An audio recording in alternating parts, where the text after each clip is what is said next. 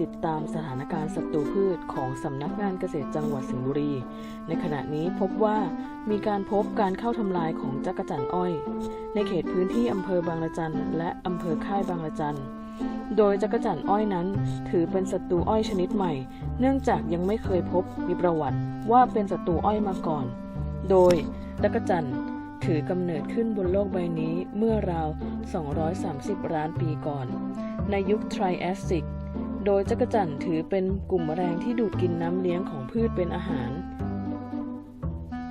จักจั่นมีขนาดตั้งแต่1เซนติเมตรจนถึง10เซนติเมตรในบางชนิดวงจรชีวิตโดยรวมประมาณ 2-5 ปี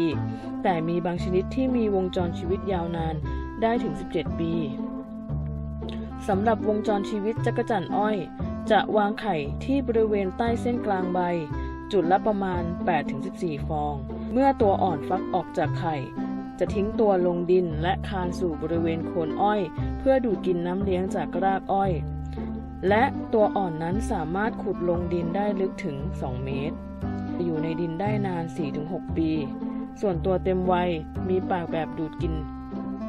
คำแนะนำในการป้องกันกำจัดจักจั่นอ้อยให้เกษตรกรหมั่นสำรวจแปลงอย่างสม่ำเสมอโดยสังเกตที่บริเวณใบอ้อยหากพบกลุ่มไข่ให้ตัดใบที่มีกลุ่มไข่นั้นออกมาทำลายนอกแปลง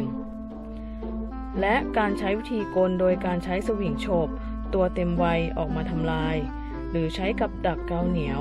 สำหรับคำแนะนำในการกำจัดโดยการใช้สารเคมีและชีวพันธุ์ยังอยู่ในระหว่างการศึกษาทดลองจึงแนะนำให้เกษตรกรใช้วิธีกลในการกำจัดในเบื้องต้นก่อน